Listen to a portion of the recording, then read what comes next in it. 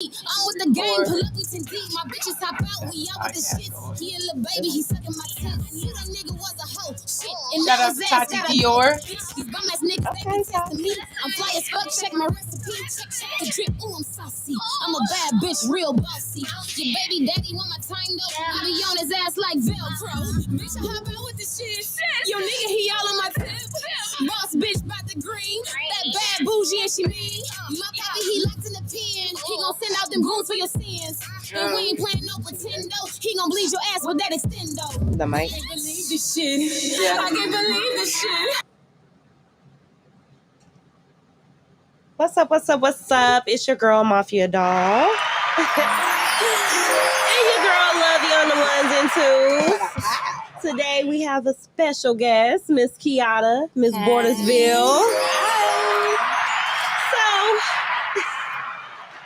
we just gonna hop right up into it because I feel like last week we did not even touch the tip of Whoreable Decisions, because you know what the feedback was, what were y'all really talking about? I was like, oh, you didn't get it? So maybe we should just break it down.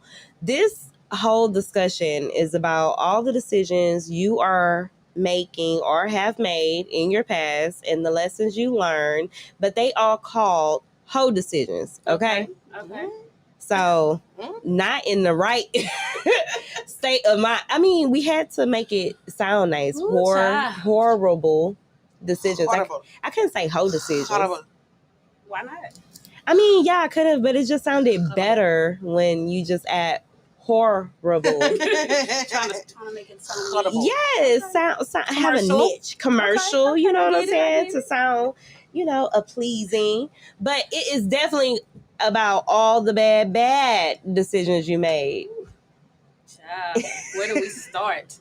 So, tell us about yourself, Miss Kiata. Introduce yourself to the people who don't know you, because I know you very well. Yes, you do, love. I am Kiata C. I'm an actress, writer, producer. I have a boutique.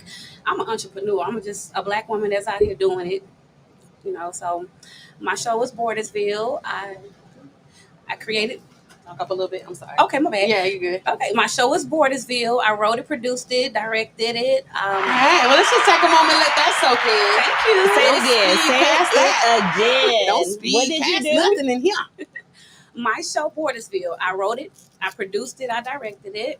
I'm the lead actress. My daughter is the lead actress, and my son is also in the show. I mean, when I wrote the show, it was really like out of like, fuck this. Can I curse? Yes. Okay. Like, fuck this shit. Girl, we ain't censored. Hey, You see what's going on in here? All right. I'm just trying to make sure before I get down to the nitty gritty. Yeah, be you, baby. So, okay, well, I mean, I wrote it because I was just like, fuck this. People, you know how people are like crabs in a bucket. They don't want nobody to do anything better than them. So nobody wanted to cast me. Nobody wanted to put me in their shit. So I came out with my own shit. And for me writing Bordersville, 2.5 years ago, and filming it and doing everything that I had to do out of pocket, it's now paying off. Okay. It's taking off. 2 years. 2 years. Season 2 now. So you manifested that. Oh girl, when I tell you I manifested it, when I'll tell you I was meditating every night. I prayed on it hard. I literally, when they say manifestation is real, yes, baby, it is real. That's what we teaching the dolls out here, manifestation. Like, it's real. Even though you make these horrible decisions and you do stuff you feel like is a waste of your time, you can start any day manifesting the new life you want. You can. You have to, because it took me, I've been acting for like 16 years now. Oh, wow. I have a minor in theater. Yes. I've taken acting classes every single year, just to perfect my craft, because I was like, I'm going to be undeniable. When I go to these auditions and if I don't get cast, I know it wasn't me. So I stepped out on faith and I did what I had to do, and I wrote my show, and I wrote it in like 2 weeks, the first couple of episodes, and I let my husband read it, let a few other people read it, and they was like, this shit is good.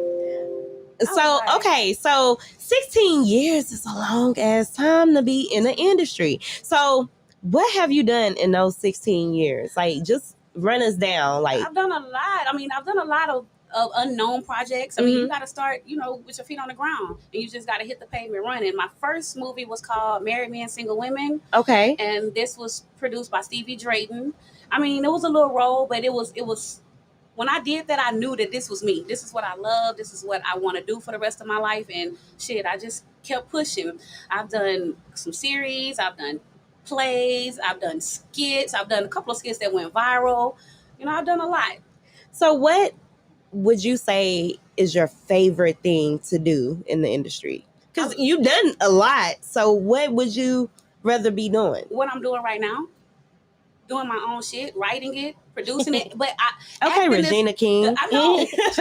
I love her. I emulate her. I mean, but I love acting. That's my passion. Like, it's like it all started because I wasn't allowed to show my passion. I wasn't allowed to act. I wasn't allowed to be on the screen and do what I really love. So now you are acting in Bordersville, which you wrote, produced, directed, and you're like the main character, Miss Kim. Okay, she is a motherfucker. Now, can you tell us about Miss Kim and how Kiana kind of ties into Miss Kim? Because let me tell you something. I love that bitch. Like she's the boss. And if you have not seen this series, where can they catch it? On YouTube. On YouTube, Bordersville, season 1, definitely. Season 2. Okay, so you got a lot of Miss Kim to kind of get to know. Let me tell y'all how I wrote Kim. I had to write Kim. I had to tap into both sides of this Gemini. I'm a Gemini, so was it based off some of your horrible decisions? I started writing it. Honestly, I started writing it based off my life. Okay, but then I wanted to add some more drama, and then I started picking into other women's lives that I knew and creating stories behind that. And my sister, we talking and creating storylines because Kim is a motherfucker. Y'all know Kim is worried about her money and her men, her kids, but anything else is uncivilized. She don't get that sounds like a lot of people today. Like, they is hustling, they is getting it, and if it ain't about family, it's kind of like on the back burner. So I think y'all can relate to Miss Kim here. I do too, because a lot of people, they be like, man, I know her. I know a lady like her. My auntie act just like her. I know a lady like her. I'm like, yeah, shit, you can walk around the corner and find somebody that's cussing their goddamn kids out. Right. Miss Kim is like the modern day Medea, but female, okay? This is like a real woman acting like, yo, auntie, you just like, she's so relatable to what we have going on in today. Yeah. It's kind of like your Family Matters, but your hood version of it. Girl, your hood version. Like if it was on steroids and it was a real relatable black scenario, you know what I'm saying? Not the family of the perfectness, but no, it's real. I mean, because like, I had to stay true to the script, y'all, because I really battled with the cursing and the kids cursing and the teenage pregnancy and my dude messing with my daughter. And I don't know, I really battled with all of that. But I was like, you know what, forget it, because at the end of the day, these stories are real. They are. We go through this stuff every day. I went through it. I couldn't keep grown men off of me when I was a teenager because I had boobs and, a nice figure. So grown ass men wanted to talk to me. At 17, I was dating a 23-year-old. And I think that's a lot of young women horrible decisions. I think that's a lot of men horrible decisions, because you be so forced into the streets so young, and it's so glamorous. It look good, right? It looks glamorous. It looks good. No one really gives you the reality of, hey, the streets don't love nobody. Like you running out here for what? What are you running to the streets for? But then you get these older men who have the money, who you feel like is showing you something, and then it's just, I don't know, it's one bad decision after another, right? And that's a fact, because like I said, I was dating a 23-year-old when I was at high school. The high school guys knew they couldn't talk to me. Her man pick her up in a car every weekend. I mean, every Friday. Okay, R. Kelly. It's real talk. R. Kelly was not the only one out here. It's real. But I mean, he made it look good. I ain't have to worry about no money. I stayed shopping. I mean, it looked good. It felt good. She was like, I was getting it. I was a young bitch. Until I had to fight his grown ass baby mama. Like, oh Lord, not horrible decision, right? Horrible decision, right? Horrible decision number 1. Kids, leave these grown ass men alone, and grown ass men, y'all just need to stop. They need to stop. They need to stop having these identity crises and trying to fuck up these little young girls' lives. I mean, get with it. What R. Kelly brother said, he just got a preference. He just, it's not funny, but I'm just saying, it's like, from what generation gap is it acceptable? Because back in our grandparents' days, they wouldn't have thought anything about it because they was getting married at 13, 14, 15, exactly. and having families. And grooming young women to be what they needed to be to catch a nigga, to take care of them. Like, that was the discussion at the table. I was telling a friend of mine, I was like, I just remember growing up and my grandma saying my money was always on the dresser and you got $1 million in between your legs. And now with nobody for free. And don't come back in the house hungry and been out with your so-called boyfriend or something. She did not care how old I was. But as I got older, it kind of made sense, the difference between, running behind a man and kind of understanding the responsibilities a man is supposed to have. Right. Now, how she went about it might have been a little racy. Right. But you got to understand, back then, what did women do? What did housewives do? We kept the house. That's exactly. What they were barefoot, pregnant, and taking care of those men. And they didn't have cell phones. They had shit. So grandpa was everywhere.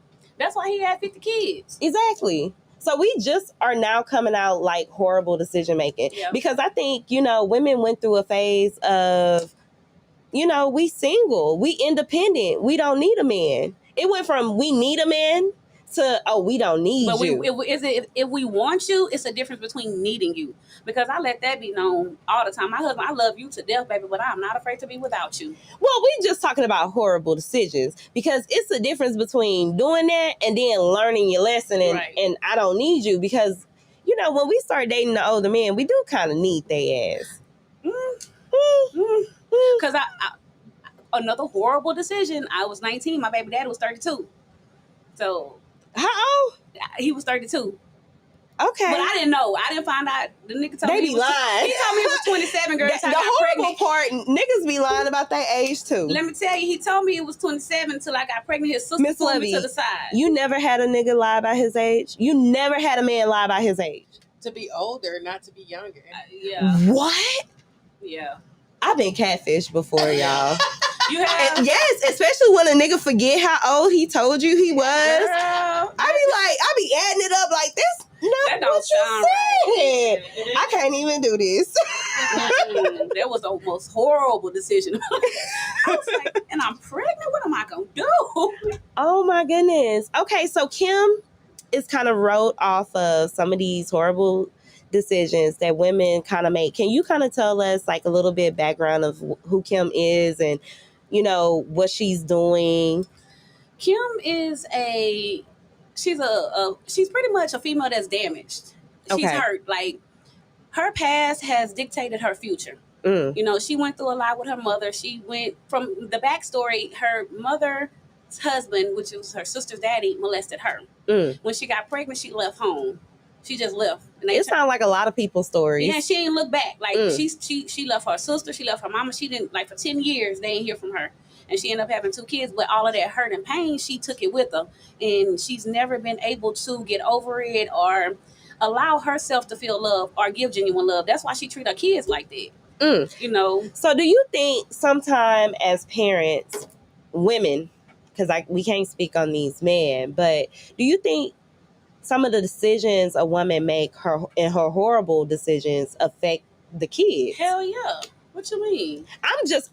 I know, but I'm just saying, yes, of course. Absolutely. Because if you are in a household and you're raising kids and your kids are watching you get beat up by a dude, you don't think that's affecting them? Of course. It would affect anyone around you. Exactly. So with a female not even realizing that it actually affects her kids more than it's affecting her. You're receiving that physical pain, but that's emotional abuse to them kids. They might not be getting physically hit, but it's emotional. That's terrible. Watching your mother get hit. Watching your mother defend herself and you can't do anything about it. Just being helpless. You're just being helpless. And going, just based on the life I live, I just know that it's a lot of hurt that we boggle down and we keep inside. And it carries over into our lives, into our kids' lives as well. So experiencing everything you've been through, like, how can you honestly say, okay, I've made these horrible decisions and I'm still going to press forward and become the woman I know I was ultimately meant to be? Because I think a lot of people get lost and can't come back and find themselves. They do. I just always knew what I wanted. I just knew I didn't want the life that I was given. You know what I'm saying? When I was young, I didn't want to be the kid that didn't have anything. I didn't want to raise my kids to not have, or to not feel this love. Like, if anybody in this world love them, they know their mama love them. So that's what I always wanted to give them. Like, at the end of the day, when they lay their head down at night, they know, well, my mama's still here, so I know that's genuine love. But it was a lot though, Brittany. You know, I went through so much. I had, raised myself, raised my daughter, helped raise my sisters, been on my own since I was 15. Lived in Haverstock in the ghetto, you know what I'm saying? And now you out of that. Yeah, I mean, I lived there, but all my whole time living there, I was just like, nah, baby, this is a stepping stone. Right. These are stairs. I'm trying to get to the next level, and that's exactly what I did. I put a plan together, and shit, I don't care how long it took me. So tell me what your plan was, because, it's called the Doll Survival Guide. Okay. So, you made those decisions. You started from the bottom. You picked yourself up out of the mud, and then you said you manifested. Yeah. So what was your mind shift? What was that moment you woke up and said, okay, I got to do something else? The last time I got my ass beat by my baby daddy, and my eye was so swollen, I thought it would never go back to the way it's supposed to be. And I felt like my kids I have to go get my kids up in the morning. They're going to see my face like this. Like, it was like a wake-up call. And you are beautiful. Thank you so much. But it was a wake-up call. It was just like, I can't do this. I can't. I'm better than this. I'm so much more than this. And I was trying to act thin, and he told me, who gonna put your fat ass in a movie? No, yeah, girl. He did. Yeah, he did. He told me. Because you were bigger. I was bigger. I auditioned because you fine now, girl. I know. Look, like Nikki, he ain't fucked the new body. And will not. But no, I auditioned for Monique's Fat Chins. What? Yeah, there was like a big girl pageant, big girl pageant show or whatever, and I auditioned for it, and he was just like, "Bitch, you gonna put you in a show?" And whoop, whoop, whoop. I was like, "I'm gonna show you." So it was just different things that was done to me that made me realize, like, girl, catch your snap. Like, catch your snap. Like, do what the hell you gotta do to get up out of Haverstock and get to the next level. And that's what I did, like, seriously. Now, can you explain what Haverstock is? Because if you're not from Houston, they just not gonna understand the lingo. Okay. So you gotta let them know, like, Haverstock is not like your regular ghetto. The jungle, baby. What is it? The jungle? The jungle, baby. You better be able to rumble with the best, because if I tell y'all, my son was sitting in the living room and a bullet came through the wall, my baby, like, it's rough. Like, you might step outside and see a body. That's why I saw my first body. Oh, they catching bodies outside the door, y'all. What? Like, seriously. But it's just like, honestly, it's one of them things that you really have to use as a stepping stool, because it ain't glamorous, it ain't easy, it's hard, and you already labeled when you live over there. So the shit is real. It's the jungle. In every hood, every state, city, they got a ghetto, they got a hood. That's true. They got a hood apartment. So they should know what I'm talking about when I say it's the hood.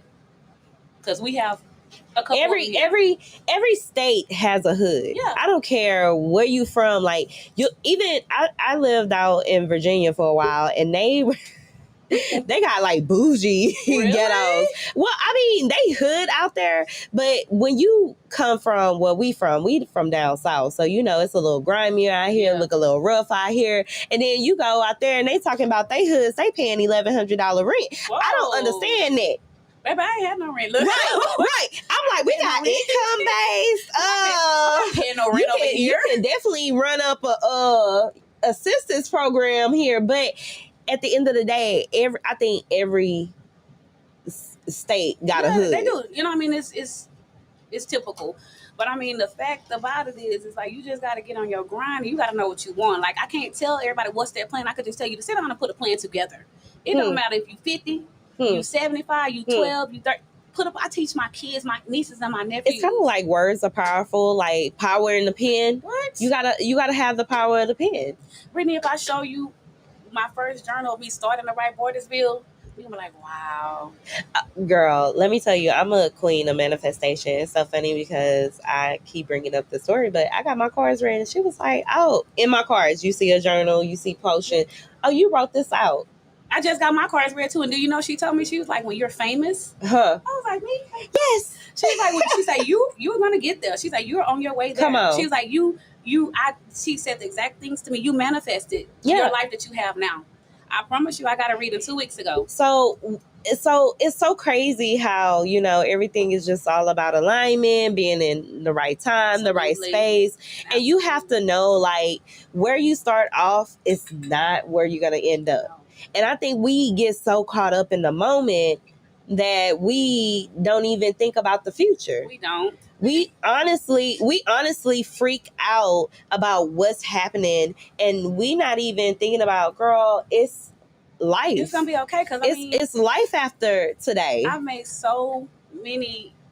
I can't say so many horrible decisions, but I made a lot of horrible decisions. You know, I caught a case when I was 19 years old. Girl, me too. I had a felony for the better part of my life. Luckily, I completed deferred adjudication probation, and it don't come up. But living with a felony and three kids, being a single mama. I mean, it's just hard having a felony, period. And then you have 3 people depending on you. And like, you can't get a good job. Luckily for me, I'm telling you, I know I've always had my angels on my side, guiding me, and they're there for me, because, baby, it have been some situations I don't know how I got out of. God. I don't Prayer, know how, because hustle. It's been some situation. That's why I was like, I don't care about talking about having a felony, living in hell stop, because look at where I'm at now. Yeah. You know what I'm saying? I don't mind telling females that, look, I've been through an abusive relationship. You can get out of this. You can get over this. Oh yeah. Like, especially to young women. I think young women be so caught up in the moment. Mm-hmm. Like, we just it's so crazy, because the first episode we was talking about, you know, Mercedes Moore, you know, who got murdered, the Instagram. Man, that was so sad. Exactly. But it's the horrible decisions we make in our younger ages that we don't consider that we getting older.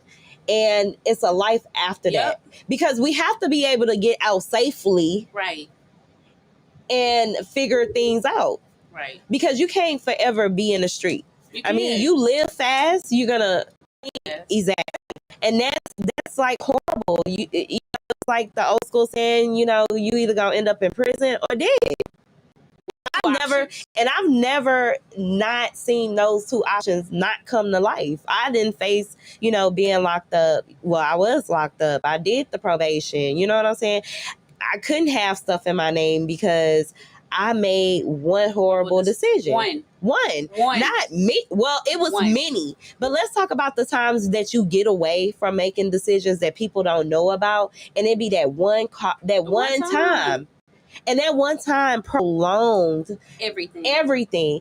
And you know, we be so impatient this day and time, you know, because everything is supposed to be instantaneous. Like, we're looking at Instagram, and, you know, it's like infamous for overnight success. Yeah. But really, it's not. People don't realize it. Like, overnight success. I'm sure these people are working continuously harder to stay on that platform. Facts. I'm sure people probably think, oh, with my show, oh, she just did this, she does it. Baby, you don't know how. Girl, I never see you. I never see you. I be like, girl, when you gonna be? Oh God! And you be like, I'm working. Yeah, at the show. That's why I don't ever be at the boutique, because, like, you know, when your mind is set on one thing, like, I'm this type of person, when my mind is set on something, and I that's what I want to be successful. I'm focusing so hard on it, because you know, my boutique started in my garage. Okay, she has a actual store now, people, that you can walk into. I just encountered an experience with a friend. We were looking for a birthday outfit, and we were looking at these Houston boutiques for like all these elaborate outfits, and it was an address, it was a number, but no answer and no storefront. Yeah. So it was kind of like, oh my God.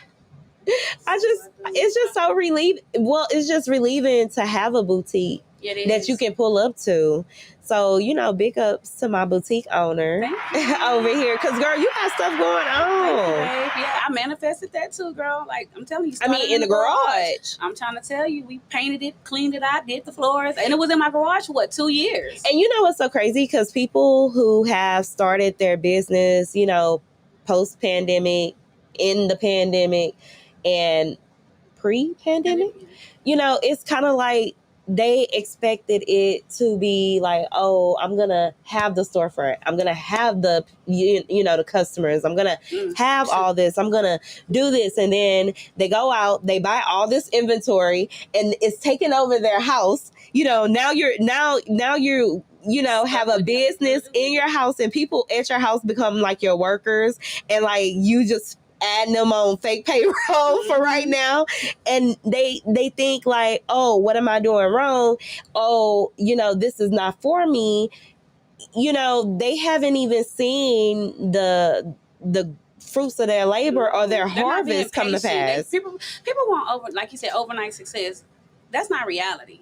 I mean, for some it is. Some people just they think God is Houdini. I was just telling my friend that, I was like, you think God is Houdini? Like, you think manifestation is I'm gonna write it down and it happen tomorrow. No. But sometimes manifestation, God be answering something I prayed about 3 years ago. I be like, it wasn't time. You wasn't ready. Right, or you just it wasn't time. It wasn't time. You weren't aligned. It wasn't aligned, and that's what I had to come to realize, because I was just telling my husband that yesterday. I was like, dang, babe. I was like, you know, at one point I was saying, I was like, I'm ready. I was praying. I was like, I'm ready.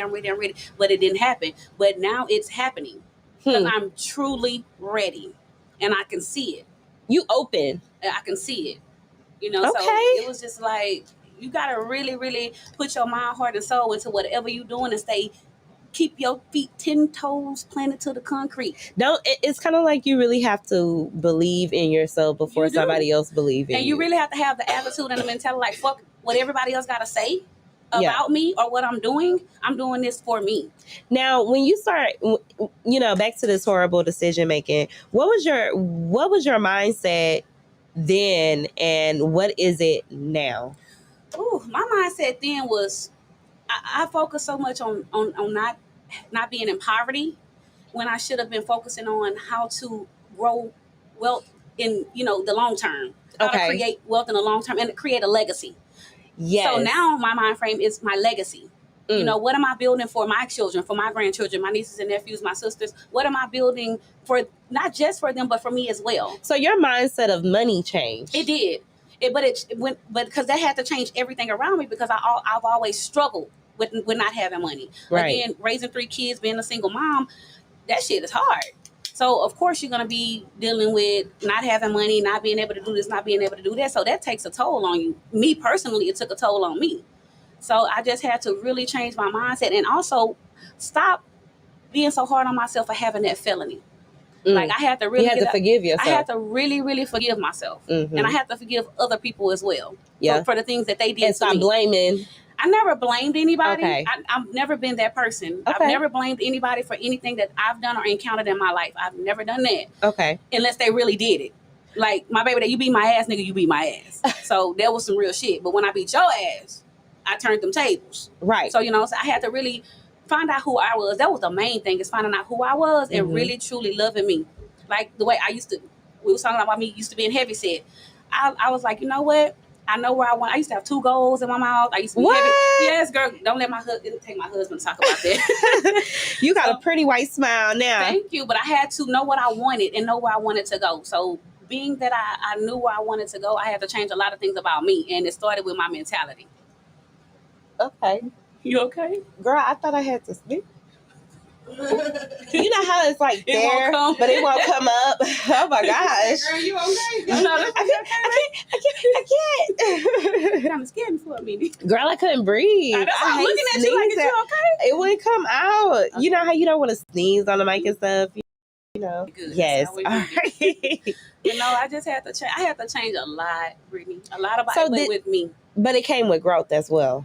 Nothing but growth. Time and maturity. And maturity. And time, growth, maturity, learning yourself. And also I had to get in touch with my spiritual side. Like that's the last chapter that I've been dealing with in my life now. I just had to really get in touch with my spiritual side. And now that I am, I'm like, ooh, baby, girl, you are the bomb.com, bitch. It's a hell of a journey, right? It is it's so hard and tedious, but it's so worth it. It's a forever, I tell anybody who is starting on a spiritual journey, like, it's a forever walk. It's kind of like if you go to church, you know how the preacher be like, oh, my daily walk with Jesus. Mm-hmm. It's kind of like it's your daily walk with the universe or whoever you choose to call your God. Absolutely. But at the end of the day, you realize like prayer is a constant daily walk and talk with this higher self, this higher being of who you're trying to become. And the more that you're walking and talking, the difference is you stop talking to yourself, if that makes sense. It does. You know, it's stop being where you're trying to explain and give it reason or be the judge of the situation, to where you can really just kind of let go. You have to. And start over and have a refreshing start. You know, just to say, you know what? Today is a new day. I love myself. I can start over. I'm made of money. I accumulate money. I am walking money. My father is owner of many, and I shall not, you have to kind of, what they say, fake it till you make it. That's up. Ding, ding, ding, ding. But it might sound like a cliche, but that's an absolute truth. Because if you don't walk outside like you think you that bitch, nobody else is gonna think you that bitch. Right. Like if you don't walk outside and be like, I am a boss. I'm this, I'm that. Like people say, oh, you an aspiring actress. No, boo-boo, I'm an actress. Just because I'm not on any major platform or whatever, don't diminish what I do. You know, give me my title. Exactly. Give me what I deserve. Give me my credit. You went to law school. You passed the bar. You a lawyer. I'm an actress. So give me that. So you got to own it. And the thing about it is, when you start on this journey, it's kind of like you find a confidence like never before. It's kind of like whatever. Because I'm going to tell you, Drake and Kanye, I don't care what y'all say about Kanye. I know he showed up at the Met. Girl, at the Met Gala with Kim looking like American Horror Story. But you got to understand, he's a gimmick person. You know what I'm saying? He's all about show stopping, and it works though. It works. Because if they're not talking about you, you just not important. Right, and that's the thing. What I think Kanye understands. And Lil Nas X. Oh my gosh, I love Lil Nas X. He is who he is, and he like, if you don't like me. A lot of people are really hating on this man. Because he's who he is. I love it. But do you notice that people don't like people that's being them? Exactly. But I feel like this. He got a whole song. I told y'all long ago, if you let me in, because look, what you want him to do? You want him to be Saucy Santana and pretend he's a woman? Yep. Or you want him to be true to himself? Because now I don't want to really go into that, but everybody has a difference, and I feel like, look, he's not changing who he is for nobody. He should not. For nobody. And I love that he's still a man. He's still a man to me. Like, I'm not looking at him and feel like he's not as masculine. Regardless of if you're masculine or feminine or not, people want you to be what they want you to be. They want you to be the perception of who they want you to be. Exactly. And I don't like that shit. And that's why I be who I am. And I think Kanye capitalized on that. As he should. And you have to, because at the end of the day, fake it till you make it is basically pumping yourself up before anybody else will. That was in my reading too. One of my readings, she was like, a message for you is fake it till you make it. Yes. I think that's the best advice. That's the best advice. Before, I'm going to tell you what my shift was. When I was making my horrible decisions, it was kind of like, okay, what am I really doing this for? Am I wasting my time? What is my focus? And I had to really figure out, like, the truth is only the truth for the time being. So all the things that I heard growing up that kind of stuck with me, because you know, my past affected how my future kind of dictated my decision making skills. Like, even though, you know, you grow up a certain way, you tell yourself, oh, I'm never going to be like that. I'm not going to be like my parent, or I'm never going to make those horrible decisions. I end up seeing myself going down a similar road. And I seen why it was so easy for my parents to make some of the decisions that they made. So when I looked at the other side of things, because I got older, you know, when you a kid, you think from a kid mindset. You don't really have an open view of the world yet, and your understanding is very closed minded. It's very, you only know what you know. Yeah, you only know what you know. But as you get older and you experience life and you come in connection with different people and you understand like the world is really what you want to make it, because everybody got a sad story. I think along my journey, that's what helped me, knowing I wasn't the only one, knowing it was no longer a me too. You know, sometimes you'll be telling a story and it seemed like you're going in a battle like who got the worst story. You get what I'm saying? Yep. To the point you realize like, oh, I don't have to be commentating and saying me too. Yeah. I just need to sit and really listen and take what your experience and what your story was, because you sometimes realize your story wasn't that bad. Right. I say that all the time. I was like, you know what? I'm so grateful because I'm so serious, girl, because I was like, it could be a lot worse. And that's why, like, with the show, when I write now, you know, I just take from different scenarios. Like when Kim got shot. And her kids got taken by CPS. Baby, I can't imagine getting shot, y'all. I couldn't imagine my kids getting taken by CPS. Like, that would have crushed me. Like, but me as a mother, girl, that would have crushed me. So it was like dealing with that type of situation. Although I had never been through that, it's so many women that's going through that, and they get kids get taken for no reason. It could be minimum bullshit. Minimum. Girl, or nothing. Really need to be taken, or nothing. They're not even helping. Or nothing. I heard a story, you know, just this past week, and I was really aching because, you know, I was just saying something, you know, like, oh, it's kind of like, you know, CPS is really out here stealing kids. Babies. Stealing, you know, it's money. Right. Yeah. Stealing these babies out here because it's a paycheck. Yeah. You know, it's kind of like the doctors and the nurses and the hospitals are working together. Yeah. You know, like, okay. You heard what Kim said. If I was white, you motherfuckers wouldn't be up here taking my kids. I mean, it is what it is. But that was the content that my character said in the show. It is what it is. Well, you know, at this point, you know, it's all about like kids. I don't even want to go in because that's a whole different It is, but subject. I mean, it's a lot of horrible decisions that we make, but it leads to situations like that. That's true. You know, it could be minimum. It could be somebody hating on you. I feel like we all need haters, but sometimes your hater can take you up out of here. Did you hear what I just said? It could be your hater. It could be somebody just dislike you. I've seen it. I promise you, I've seen it. Somebody didn't like somebody, they called CPS on them. I was like, baby, don't play like bitch. That is just horrible. Don't play like that. You don't play with people kids as a chess pawn. I don't like that type of stuff. Don't do that. Oh my gosh. You don't do that. Now that's a red flag for me. Oh, kids should never be part of the equation. Yeah, kids are off limits. So yeah, I don't play like that. Like those type of situations. But that's another back to my show. That's why I keep it real gritty and grimy, and I try to stay relatable, because a lot of people don't realize that this shit real relatable. People go through this every day. They don't talk about it because it ain't cool. It ain't fun. It's not. Nobody wants to be telling their business, but the shit happens every day. That is just every day. It's and real. That's the reality. That's the reality. It is more. It is more a reality than not a reality these days. It's crazy that, you know, all these movies that we see and stories we see, the number one thing people always say is, oh my gosh, I can relate.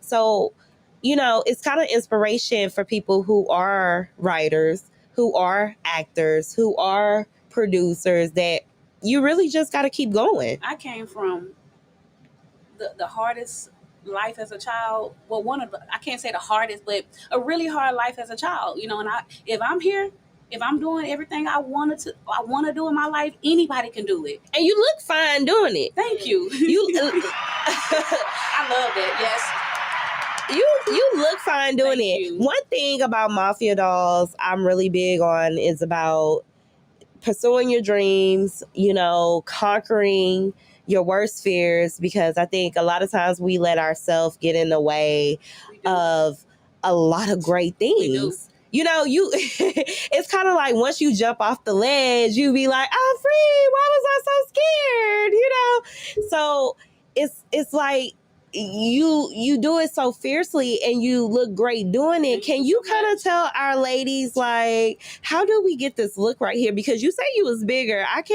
You had to be just as flyed in as you are now. I was when I was a big girl, baby, I was just as fly. I've always been into fashion. My hair has been like this for, my daughter's 23 years. Yes. It's short and blonde. It's my natural hair, so I don't. It's gorgeous, y'all. She got the waves popping. They natural. Thank you. That blonde, I never seen her roots black. I've been knowing her for over a year. I've never seen your roots black. So I have hair hydrated. She's so pretty. My hair hydrated. Baby hair popping. But I'm grateful. I'm grateful that I'm able to maintain and take care of myself, because it's not hard. My motto is, if you look good, you feel good. That has always been my motto. That's why if I know somebody and they did, girl, come here, come pick you something to wear up out of this boutique. Let's get you together. Let's get your mind in another women state. Fix their crowns. I do. I love it. That's why I make it that's my pet peeve. Every single year, a couple of times out of the year, I donate clothes to the battered women's shelter. Yes. That's I have to. It's something that is dear to my heart. I even put on a fashion show for the women at the shelter when I was in college. Yes. I had my college sponsor it. The cosmetology department, we brought them. They did a makeover. I sponsored the clothes. Like, we did it. Those women loved it, and that made me feel amazing, because I was once that woman that needed somebody to pick me up. Yes. That needed some help. It could be the smallest shit. It could be a pair of shoes. It could be a shirt. Oh, thank you. Thank you, Max. But no, seriously, y'all, like, I take pride in looking good, because I feel like if you look good, you feel good. Yes. I think that females, I haven't said much to show because I've just been soaking it all in, but Come on, baby. So I feel like females have lost that sense of almost pride. Either it's like extreme, like it's either I'm about to go and try to imitate something that I see, or it's I'm finna walk around with these raggedy pajamas and this motherfucking hair bonnet on. Okay, I was gonna say about the weight loss and stuff. Okay, that's a journey. That was a journey. I feel like this. I have two me's. Okay, I have yes. Yes.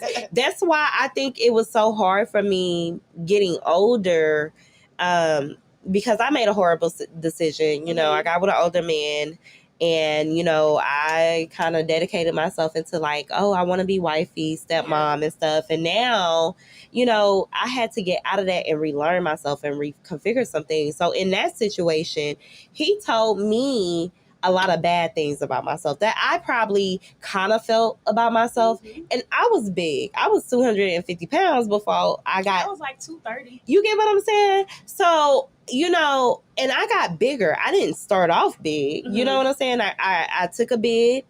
I came home, oodles and noodles, they fed me up. You know what I'm saying? And you're not really looking at yourself when you locked up. So you don't know.